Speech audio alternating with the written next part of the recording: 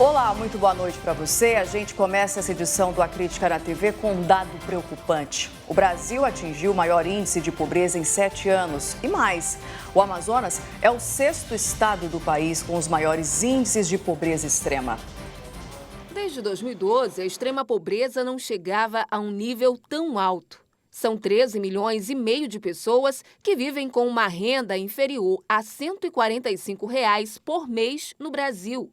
O dado preocupante foi divulgado essa semana pelo IBGE. Nós temos aí 2 medidores, a extrema pobreza e os abaixo da linha da pobreza. Então, num nós tivemos uma queda, no outro nós tivemos um aumento. No entanto, os dois são graves, porque nós temos um percentual, tanto em uma medição quanto em outra, muito alta para o nosso estado.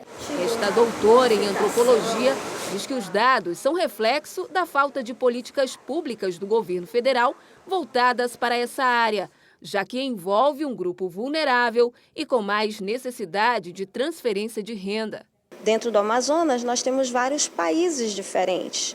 Nós temos partes, principalmente dentro da capital, que vivem e têm renda equivalente aos países ricos, e nós temos partes dessa cidade ou desse estado que têm renda equivalente aos países mais pobres do mundo. Entre todos os estados brasileiros, o Amazonas é o 6º com o maior índice de pobreza extrema.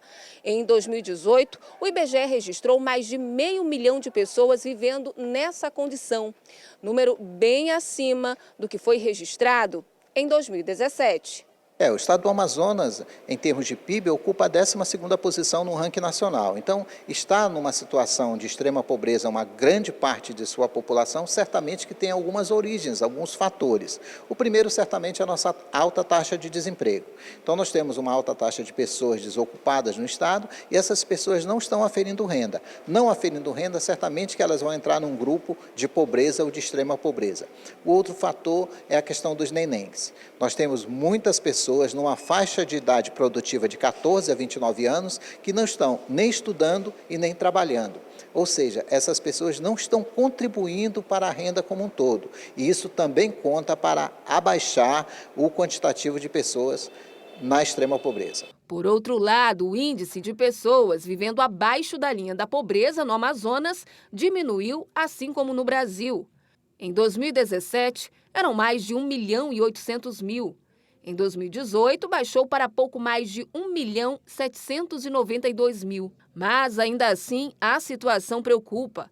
Com a migração contínua de pessoas para a capital em busca de oportunidade, a doutora em antropologia lembra que é preciso que os governos tenham um olhar mais focado para o interior. Os países que hoje apresentam os mais altos índices sociais, eles pensaram na população, pensaram nas necessidades, o que a criança precisa, o que o idoso precisa, o que a mulher grávida precisa, o que o desempregado precisa, e foram muitos anos para construir uma sociedade com direitos para toda a população, em que as pessoas possam comer todo dia, as pessoas possam ir à escola, que elas possam ter um teto.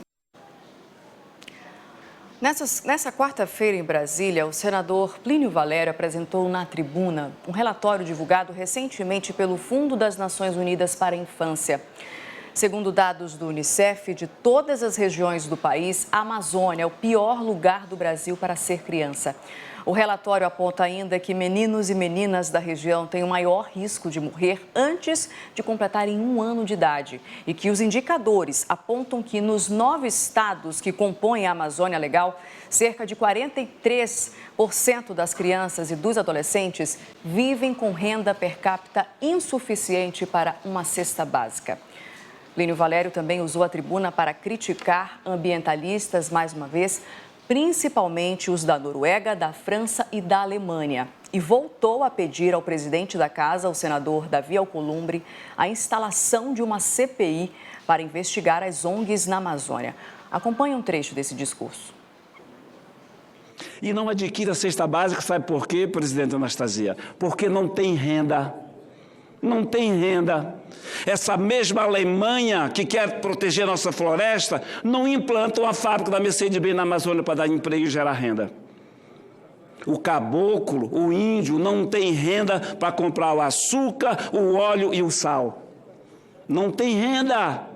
E ele não pode matar um tracajá para vender. E ele não pode arpoar um pirarucu a mais para vender. Ele não pode derrubar uma árvore para fazer o trapiche da sua casa. É cretinice, é demagogia de quem se autodenomina defensor da Amazônia. De fato, se tivéssemos tempo, valeria muito a pena colocarmos o discurso na íntegra, porque o que não falta em relação à Amazônia e à defesa da Amazônia são discursos demagogos e de quem não conhece a realidade da região. Outra pesquisa do IBGE mostra que o acesso à educação precisa ser melhorado aqui no estado. Isso porque 30% da população tem apenas o nível fundamental incompleto. Um dos motivos para essa situação é que boa parte largou os estudos para poder ajudar na renda de casa. A pesquisa divulgada nessa semana mostra que quase 8% dos amazonenses acima dos 25 anos não tem nenhum grau de instrução e que apenas 14% tem ensino superior. Essa especialista explica que com o avanço da idade, muitas pessoas não buscam mais concluir a escola ou o curso de faculdade. A vida vai mudando porque ela já começa a pensar em formar uma família, e depois vem os filhos. E claro que à medida que passam, essas situações acabam sendo impedimentos, entre aspas, né, para que ela retorne ao seu estado normal de estudo, né? A pesquisa que foi divulgada nesta semana revelou também que 94% dos alunos aqui no estado frequentam as escolas da rede pública. Mas, em contrapartida, a preocupação é com os adolescentes entre 15 e 17 anos que estão no ensino médio. Isso porque apenas 65% deles vão às escolas. O índice diminuiu ainda mais quando se trata das universidades públicas. Apenas 35% desses estudantes chegam ao ensino superior. É uma questão cultural. E aí eu te diria que o próprio avanço para o nível superior, ele acaba sendo pouco para a rede pública, acaba sendo maior na iniciativa privada, para as faculdades particulares, mesmo até em programas como o ProUni, programas de bolsa, mas ainda num número que não nos satisfaz no cenário educacional. São poucos jovens fazendo o nível superior. A especialista explica que para mudar esse cenário, teria que ser feito um trabalho de orientação familiar e escolar das crianças ainda no ensino infantil e fundamental. Eu sei que frente muitas vezes a uma necessidade econômica, mas vai ser importante conciliar a manutenção do estudo a uma busca de estágio, de emprego, mas que ele não abra mão da qualificação dele. É cultura e a formação dessa opinião, tudo também faz parte do cenário educacional da escola. E para quem não finalizou os estudos, o ideal é continuar de onde parou. Então, que ela procure um supletivo, que ela procure acelerar os seus estudos para pelo menos completar o básico que ela perdeu, que foi o fundamental e o médio. O contexto em que as nossas vidas se inserem, né, alguns iniciam uma vida de maior responsabilidade mais cedo, da formação de uma família mais cedo, não é um impeditivo para que você cresça na sua carreira. A gente fala agora sobre uma nova proposta do governo federal que tem repercutido e causado certa polêmica, como eu falei agora há pouco no Alerta Amazonas. Nesta semana, o presidente Jair Bolsonaro sugeriu a extinção de municípios com menos de 5 mil habitantes e com baixa sustentabilidade financeira. E essas cidades, elas seriam então incorporadas a municípios vizinhos.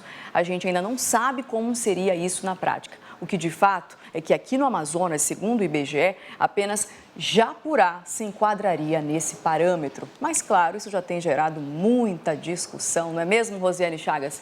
Muito boa noite para você. Conta essa história para a gente. Oi, Nayandra, muito boa noite para você, boa noite a todos. Tem gerado muita repercussão, sim. Inclusive, a Associação Amazonense de Municípios já declarou, né, que se essa PEC realmente ela for aprovada, se o município de Japurá ele for realmente extinto, isso significaria aí um retrocesso para o Amazonas. Disse que ainda não fez uma análise técnica disso, mas que esse é o posicionamento da Associação Amazonense de Municípios. E o que o governo federal quer? O governo federal quer, então, extinguir esses municípios que têm menos de 5 mil habitantes. E por quê? Segundo o governo federal, esses municípios, a arrecadação deles só corresponde a 10% da receita total desses municípios. Inclusive, o presidente Jair Bolsonaro já disse que tem muito município que só sobrevive por conta do fundo de participação dos municípios e que tem município que não tem nada, não tem renda nenhuma, e que por isso que essa PEC ela é tão importante. Se ela for aprovada, o município de Japurá então deixa de existir e será então incorporado ao município de Maranhão, que é o município mais próximo. Mas a gente precisa lembrar aqui que essa PEC ainda está no âmbito da discussão, ela ainda vai ser muito discutida, mas o fato é que os municípios eles não vão querer abrir mão, né? Dificilmente. A gente inclusive tentou contato com a prefeitura de Japurá, que já disse em outras oportunidades, contestou os dados do IBGE, que os dados do IBGE não seriam confiáveis, mas até o fechamento dessa edição a gente não teve nenhuma resposta. Mas claro, os municípios, os prefeitos desses municípios, eles vão tentar de tudo para dificultar que essa PEC seja aprovada. Isso é uma certeza, Nayandra. Isso porque aqui no Amazonas só temos um município que está aí, digamos, correndo esse risco, né, Rosiane? Agora imagina outros estados brasileiros. Tocantins, por exemplo, mais de 50 municípios, se não me engano, podem ser aí extintos. Mas vamos ver no que isso vai dar. Muito obrigada pelas suas informações. Boa noite para você. Veja a seguir, na manhã de hoje, refugiados formaram uma fila quilométrica para tentar retirar documentos. Agora são 8h14, o Acrítica na TV volta já.